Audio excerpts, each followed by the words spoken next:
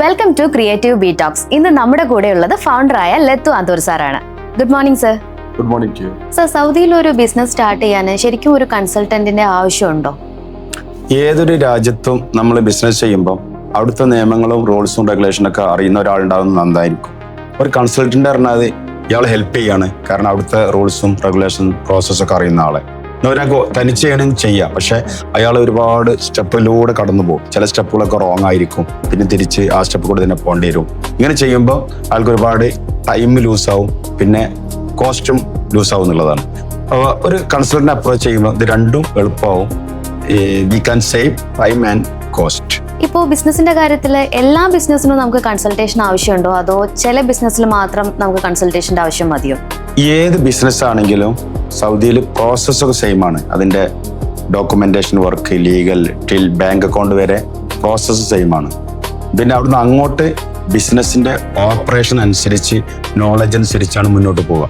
അപ്പോൾ initial step പറഞ്ഞാൽ നമ്മളൊരു ഒരു ബിസിനസ് അവിടെ ക്രിയേറ്റ് ചെയ്യാണ്, കമ്പനി ഉണ്ടാക്കുകയാണ്, ബാങ്ക് അക്കൗണ്ട് വരെ നമ്മൾ അതിൻ്റെ അസിസ്റ്റ് ചെയ്യും. ഈ സ്റ്റെപ്പിൽ എല്ലാവർക്കും ഒരേ പ്രോസസ്സാണ്. അതിലുണ്ടാകുന്ന ബിസിനസ് ആക്ടിവിറ്റി മാറും. അപ്പോൾ ഏത് ബിസിനസ് ചെയ്യുകയാണെങ്കിലും ഈ ബിസിനസ് സെറ്റപ്പ് എന്നുള്ള പ്രോസസ്സ് സെയിം ആയതുകൊണ്ട് എല്ലാവർക്കും ഈ കൺസൾട്ടന്റിന്റെ ആവശ്യം ഉണ്ടാവും. സർ, അപ്പോൾ ഈ ഗൈഡൻസ് ഇല്ലാതെ സൗദി മാർക്കറ്റിൽ ബിസിനസ് സ്റ്റാർട്ട് ചെയ്യുന്ന ആളുകൾ ഫേസ് ചെയ്യുന്ന ഏറ്റവും വലിയ പ്രോബ്ലംസ് എന്തൊക്കെയാണ്? ഗൈഡൻസ് ഇല്ലാതെ ബിസിനസ് ചെയ്തു കഴിഞ്ഞാൽ അവർക്കുണ്ടാവുന്ന, നേരത്തെ പറഞ്ഞ പോലെ, ഒന്ന് ടൈം, രണ്ട് കോസ്റ്റാണ്. പിന്നെ അവർ ബിസിനസിന്റെ ഇൻവെസ്റ്റ്മെന്റ് ചിലപ്പം ഈ റോങ് പ്ലേസിൽ ഇൻവെസ്റ്റ് ചെയ്യുകയാണെങ്കിൽ അതിൻ്റെ ഒരു റിസ്ക്കും കൂടി ഉണ്ടാവും. അപ്പോൾ ഏറ്റവും നല്ലത് നമ്മൾ എന്ത് ബിസിനസ്സാണ് നമ്മൾ ചെയ്യാൻ ആഗ്രഹിക്കുന്നത് അതിനെക്കുറിച്ചൊരു ഫീസിബിലിറ്റി സ്റ്റഡി നടത്തുക. ഈ ബിസിനസ് കസ്റ്റമർക്ക് എന്തെങ്കിലും പെയിൻ ഉണ്ടോ, ഈ ബിസിനസ് ഞാൻ ചെയ്യുന്നത് ഇതോടുകൂടി കസ്റ്റമർ എന്തെങ്കിലും ഒരു പെയിന് സോൾവ് ആകുന്നുണ്ടോ, അപ്പോൾ നമുക്ക് എന്ത് ചെയ്യാം, അതിൻ്റെ ഒരു ഡിമാൻഡ് എന്ന് മനസ്സിലാക്കും. നമ്മളതൊന്നും ഇല്ലാതെ ചെയ്ത് കഴിഞ്ഞാൽ ചിലപ്പോൾ നമ്മൾ ചെയ്യുന്നത് റോങ് സ്ഥലത്തായിരിക്കും റോങ് ബിസിനസ് സ്റ്റാർട്ട് ചെയ്യുക.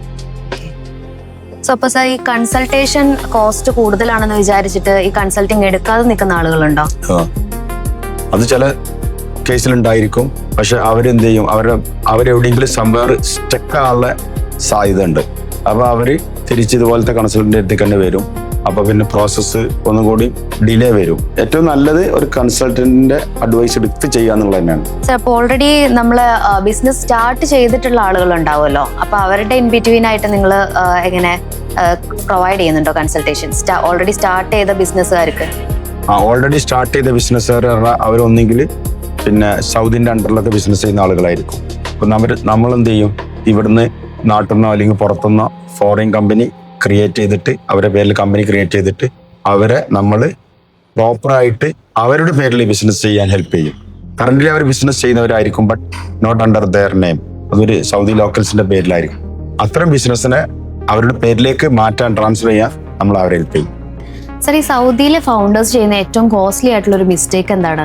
അതായത് സൗദിയിൽ സ്വന്തമായിട്ട് ബിസിനസ് ചെയ്യാൻ ആഗ്രഹിക്കുന്നവർ ചിലപ്പോൾ അവർ സ്വന്തമായിട്ട് അങ്ങനെ നോക്കും, ഗൂഗിളോ അങ്ങനെയൊക്കെ നോക്കിയിട്ട്, അല്ലെങ്കിൽ ചാറ്റ് GPT ഒക്കെ നോക്കി ഇങ്ങനെ ചെയ്യുന്നതായിരിക്കും. ശരിക്കും അതിന്റെ പ്രോസസ്സ് കംപ്ലീറ്റ് ആയിട്ടുണ്ടാവില്ല. അപ്പോൾ അവർക്ക് വരുന്നത് എന്താ വെച്ചാൽ, ഇതിൽ മെയിനായിട്ട് ശ്രദ്ധിക്കാനുള്ളത് ബിസിനസ് ആക്ടിവിറ്റികളാണ്. എന്തെല്ലാം ബിസിനസ്സാണ് നമുക്ക് ചെയ്യുക. ചില ബിസിനസ്സിൽ നമ്മൾ ആക്ടിവിറ്റി ചെയ്യുന്ന ബിസിനസ്സിൽ സൗദിയുള്ള റേഷ്യോ നിർത്താക്കാത്തത് പറയും. സൗദിക്ക് കൂടുതൽ ജോബ് കൊടുക്കേണ്ടി വരും. അപ്പോൾ നമ്മൾ കോസ്റ്റ് എല്ലാം കൂടും. സൗദിനൊക്കെ നമ്മൾ ഐഡിയലായാലും പെർമനന്റ് ആയാലും ജോലിക്ക് വെക്കേണ്ടി വരും. അപ്പോൾ അതിൻ്റെ പേറോൾ കോസ്റ്റ് കൂടും. അപ്പോൾ നമ്മൾ നോക്കണം എന്തെല്ലാം ആക്ടിവിറ്റിയാണ് നമുക്ക് സൗദി റേഷ്യോയിൽ കുറഞ്ഞ് ചെയ്യാൻ പറ്റുക, അല്ലെങ്കിൽ കൂടുതൽ വരുന്ന റേഷ്യോ നമ്മൾ ചെയ്യാതിരിക്കുക. അങ്ങനത്തെ കാര്യങ്ങളൊക്കെ ശ്രദ്ധിക്കണം. ഇതൊക്കെ ഇങ്ങനെ വരുമ്പോൾ ബിസിനസ് സെറ്റപ്പിന്റെ കോസ്റ്റ് അല്ലേ കൂടുക, കമ്പനി മെയിൻറ്റെയിൻ ചെയ്യാനുള്ള കോസ്റ്റ് കൂടും. അപ്പോൾ ഈ മിസ ലൈസൻസിനെ പറ്റിയിട്ടുള്ള ഏറ്റവും വലിയൊരു മിസ്അണ്ടർസ്റ്റാൻഡിങ് എന്താണ്? മിസ ലൈസൻസിനെ പറ്റിയുള്ള ഏറ്റവും വലിയ മിസ്അണ്ടർസ്റ്റാൻഡിങ് എന്ന് പറഞ്ഞാൽ, ഇത് ഏത് റേഞ്ച് ആളുകൾക്കും ചെയ്യാന്നുള്ളതാണ്. ശരിക്കും ഇത് മെയിൻറ്റെയിൻ ചെയ്യാനുള്ള ഒരു മിനിമം കോസ്റ്റ് ഉണ്ട്. അപ്പോൾ ആ ഒരു ലെവലിൽ നമ്മൾ എത്തിയിരിക്കണം. അതിനുള്ള ഒരു ബിസിനസ്സും കാര്യമൊക്കെ നമുക്ക് വേണം. അല്ലാതെ എല്ലാവരും ചെറിയ ഈ ലോ ഗ്രേഡുള്ള ചെറിയ കഫറ്റീരിയ, ചെറിയ ഗ്രോസറി ഷോപ്പൊക്കെ തുടങ്ങുമ്പോൾ ഇതിന് ഒരു മെയിൻറ്റെയിൻ കോസ്റ്റ് ഉണ്ട്. ഇപ്പം അതിൻ്റെ ഒരു റിന്യൂവൽ ഫീസ് ഉണ്ട് മിസൻ്റെ. അതിപ്പോൾ ടെമ്പററി ഹോൾഡാണ്, അതിൻ്റെ ഒരു ചാർജ് ഇനി വരും കുറച്ച് കഴിഞ്ഞാൽ. ഇപ്പോൾ ടെമ്പററി ഹോൾഡ് ആയാലും അപ്പോൾ ഇത്തരം ചാർജുകൾ, ഇത് മെയിൻറ്റെയിൻ ചെയ്യാനുള്ള ചാർജ്, ഇത് സൗദി ശേഷം മെയിൻറ്റെയിൻ ചെയ്യാനുള്ള കോസ്റ്റ്, ഇത്ര കോസ്റ്റുകളൊക്കെ ഇതിൽ ആയിട്ടുണ്ട്. ഇത് നമുക്ക് മെയിൻറ്റെയിൻ ചെയ്യാൻ നമുക്ക് സാധിക്കണം. അതിനുള്ളൊരു ബിസിനസ് നമ്മളെ കയ്യിൽ വേണം, അല്ലെങ്കിൽ നമ്മൾ ഉണ്ടാക്കിയെടുക്കണം ബിസിനസ്. സാർ, അപ്പൊ ഈ ലൈസൻസ് റെഡിയായി എന്ന് പറഞ്ഞാൽ ബിസിനസ് റെഡിയായി എന്നാണോ അതിനൊരു അർത്ഥം വരുന്നത്? ലൈസൻസ് റെഡിയായി എന്ന് പറഞ്ഞാൽ ബിസിനസ് ചെയ്യാനുള്ള കാര്യങ്ങൾ റെഡിയായി. ബിസിനസ് റെഡിയായി എന്ന് പറയാൻ പറ്റില്ല, ബിസിനസ് നമ്മൾ ചെയ്യണം. License it's like a paper document, legal document. പക്ഷെ ബിസിനസ് നമ്മൾ സ്വയം ഉണ്ടാക്കിയെടുക്കണം, ജനറേറ്റ് ചെയ്യണം. സാർ, ഒരു ഗുഡ് കൺസൾട്ടന്റ് എന്ന് പറയുന്നത് ആക്ച്വലി എങ്ങനെയാണ് വരുന്നത്? ഒരു പേപ്പർ വർക്ക് മാത്രമാണോ അതോ അല്ലാത്ത ഗൈഡൻസ് കാര്യങ്ങളൊക്കെ എങ്ങനെയാണ്? ഒരു നല്ല കൺസൾട്ടന്റ്, ഒരു നല്ല ഡോക്ടർ, ഒരു നല്ല വക്കീല്, ഇതൊക്കെ പറയുമ്പോൾ ക്ലയന്റിനെ കേൾക്കുക എന്നുള്ളതാണ് നല്ലൊരു കൺസൾട്ടന്റ് ചെയ്യേണ്ടത്. എന്നിട്ട് അയാൾക്ക് വേണ്ട സൊല്യൂഷൻ കൊടുക്കുക. ഓരോരുത്തർക്കും ഓരോരോ പ്രോബ്ലം ആവും, അപ്പൊ ഓരോരുത്തർക്കും വേണ്ട പ്രോബ്ലം അതിന് സൊല്യൂഷൻ കൊടുക്കുക എന്നുള്ളതാണ് പ്രോബ്ലത്തിന് അഗെയിൻസ്റ്റ്. ഇതാണ് നല്ലൊരു കൺസൾട്ടന്റ് ചെയ്യേണ്ടത്. ഓക്കെ സാർ, അപ്പൊ ഈ കറക്റ്റ് ഗൈഡൻസ് ഉണ്ടെങ്കിൽ നമുക്ക് ഈ സമയവും പണവും ഒക്കെ സേവ് ചെയ്യാൻ പറ്റും എന്ന് പറയുന്നത് ശരിയാണോ? 100%. Okay, definitely. സാർ, ഈ പ്രോപ്പർ പ്ലാനിങ് ഇല്ലാതെ ഈ ഒരു ബിസിനസ്സിലേക്ക് വരുന്ന ആളുകളുണ്ടോ? അവരെ എങ്ങനെയാണ് ഹാൻഡിൽ ചെയ്യാറ്? അപ്പോൾ നമ്മളടുത്ത് ക്ലയന്റ് വരുമ്പോൾ നമ്മൾ ചോദിക്കും, നിങ്ങളെ പ്ലാൻ എന്താണ്, എന്ത് ബിസിനസ്സാണ് നിങ്ങൾ ചെയ്യാൻ ആഗ്രഹിക്കുന്നത്? അപ്പം നമ്മളെ കേസിൽ വരുന്ന അധികം കൂടുതൽ പെർസെൻറ്റേജ് ആളുകൾ അവിടെ ഓൾറെഡി ബിസിനസ് ചെയ്യുന്ന ഐഡിയകളും കാര്യം ചെയ്യുന്ന ആളുകളായിരിക്കും. ഈ പുറം രാജ്യത്തു നിന്നൊക്കെ വരുമ്പോഴാണെങ്കിൽ അവരോട് ചോദിക്കും, നിങ്ങൾ എന്താണ് നിങ്ങളെ പ്ലാന്, എന്താണ് നിങ്ങളെ എക്സ്പീരിയൻസ്, അല്ലെങ്കിൽ എന്താണ് നിങ്ങളെ പാഷൻ? ഈ 2 ചോദ്യം അവരോട് ചോദിക്കും. ഇത് രണ്ടും മാച്ച് ആവുണ്ടെങ്കിൽ നമ്മൾ അവരോട് മുന്നോട്ട് പോകും. അവരോട് പറയും നിങ്ങൾ പ്രൊസീഡ് ചെയ്ത് പൊയ്ക്കോളി എന്ന് പറയും. അവരൊന്ന് ഒരു ഐഡിയ ഇല്ലാത്ത ആളുകളെ മുന്നിൽ നമ്മൾ ഐഡിയ ചോദിക്കും, നിങ്ങൾ എന്താണ് ഇവിടെ ചെയ്യാൻ ആഗ്രഹിക്കുക? കാരണം ഇതിന് കുറച്ച് കോസ്റ്റുള്ള സംഗതിയല്ലേ, അപ്പൊ അത് ചെയ്യുന്നതിന് മുന്നായിട്ട് അവരോട് ചോദിക്കും. ഒരു ക്ലയന്റ് ഫസ്റ്റ് വരുന്ന സമയത്ത് എന്താണ് ഫസ്റ്റ്ലി നമ്മൾ നോക്കുന്നത്? അവരോട് ചോദിക്കും, നിങ്ങൾ എന്ത് അടിസ്ഥാനത്തിലാണ് ഈ ബിസിനസ്സിക്ക് വരുന്നത്? അപ്പൊ ക്ലയന്റ് ഓൾറെഡി പറയും, ഞാൻ ഓൾറെഡി ബിസിനസ് ചെയ്യുന്നുണ്ട്, അത് സൗത്തിന്റെ അണ്ടറിലാണ്, അല്ലെങ്കിൽ വേറെ പാർട്ട്ണറുകൾ അണ്ടറിലാണ്, എനിക്ക് സെപ്പറേറ്റ് ആക്കാനെന്ന് പറയുമ്പോൾ നമ്മൾ അധികം ചോദ്യമൊന്നും ചോദിക്കൂല. കാരണം അവർ ഓൾറെഡി ബിസിനസ് നോളേജ് ഉണ്ട്, ബിസിനസ് ഓപ്പറേഷൻ സ്ട്രെങ്ത് ഒക്കെ അവർക്കുണ്ട്. അവരുടെ കേസിൽ നമ്മൾ പെട്ടെന്ന് അവർക്ക് കമ്പനി ഉണ്ടാക്കി കൊടുക്കും.